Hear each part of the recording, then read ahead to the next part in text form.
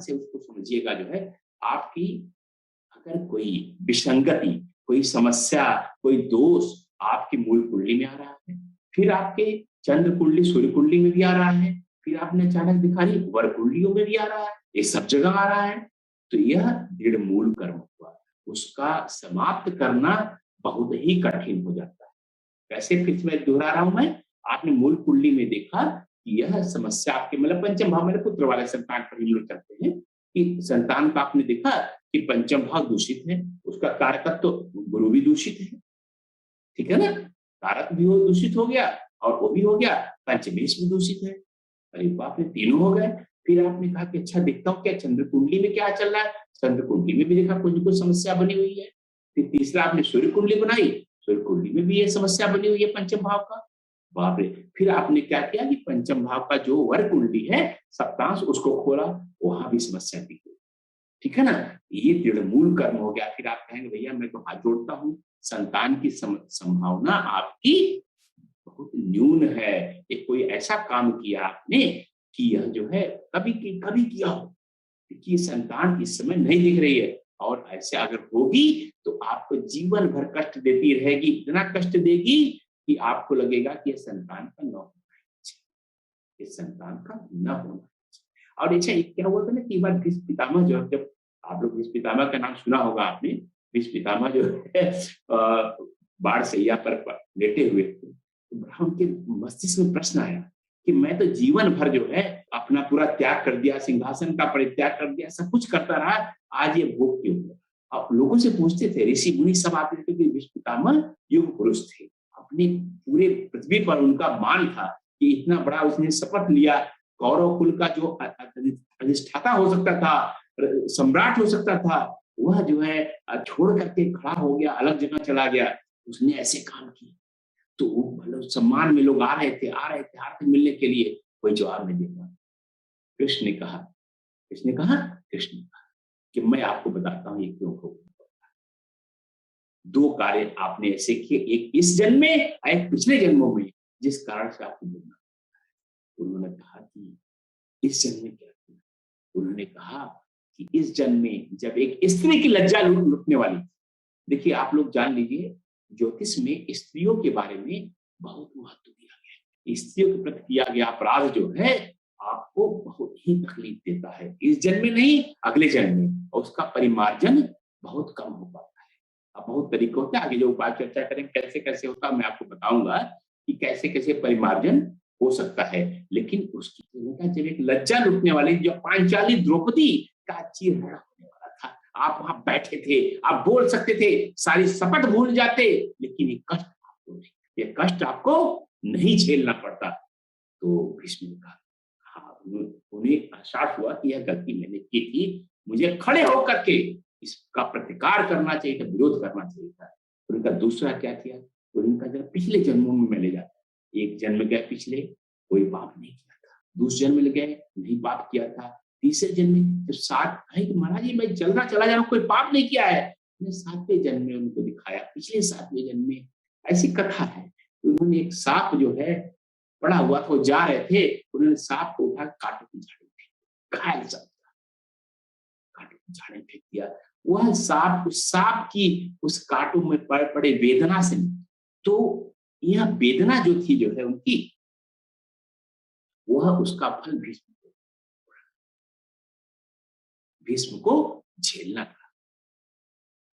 तो ये आपका जो कब कहाँ का आ रहा है आपको पता नहीं होता है, ठीक है ना, आपको कब झेलना पड़ेगा पता नहीं होता है। लेकिन अगर कोई बुरा आया है तो आप हमेशा क्या, कई बार लोग कहते हैं कि अच्छे लोग को तकलीफें झेलनी पड़ती है, लेकिन ज्योतिष का जो सिद्धांत है, जो वैदिक कर्म का सिद्धांत है, वो हमेशा यह कहता है कि आपको जो झेलना पड़ रहा है वह जो है कभी न कभी आपके।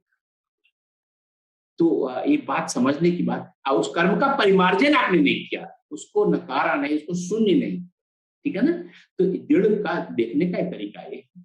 अदृढ़ मूल जो है वो जो केवल मूल कुंडली में आपको दिख रहा है, ठीक है ना, मूल कुंडली में केवल दिख रहा है। और वो नॉर्मली सामान्यतः जो है अदृढ़ मूल कर्म जो होता है वह बहुत ही हल्के स्तर पर मूल कुंडली में दिख रहा है। और उसमें आप जाकर के मान लीजिए अगर कोई बुरा देखने का तरीका आप लोग को मालूम है, भाव, भावेश और कारक। मान लीजिए भाव भी हो गया, भावेश भी कारक है। लेकिन सामान्यतः जो देखा जाता है अदृढ़ मूल जो है वर्ग कुंडलियों में नहीं दिखते, ठीक है ना? अदृढ़ मूल वर्ग कुंडलियों में नहीं दिखते, ठीक है ना? और सूर्य चंद्र कुंडली देखेंगे वहां कभी दिखते हैं, कभी नहीं दिखते हैं, सामान्यतः तीनों में नहीं दिखते, ठीक है ना? तो अगर एक केवल मूल कुंडली में दिख रहा है या सूर्य चंद्र कुंडली में एक में दिख गया, तो अदृढ़ मूल कर्म और उसका उपाय कराएंगे, निश्चित रूप से जो है उसका परिमार्जन अच्छे ढंग से हो जाता है, ठीक है ना? तो ये अदृढ़ मूल हो गया। लेकिन जो बीच वाला है दृढ़ादृढ़ मूल, दृढ़ादृढ़ मूल कर्म, ठीक है ना? यह जो है हम देखेंगे कि यहाँ पर भाव, भावेश, कारक प्रभावित हो गए, या मान लीजिए भाव।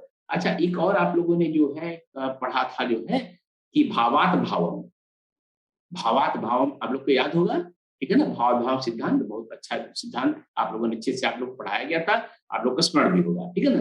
तो जो दृढ़ मूल वाला भावात भाव में भी जाकर गिरता है, खासकर संतान में तो मैंने बहुत देखा है कि भावात भावम सिद्धांत, भाव भाव सिद्धांत आप जानते हैं कि संतान पंचम भाव से देखी जाती है और किससे, नवम भाव से भी देखी जाती है, ठीक है ना?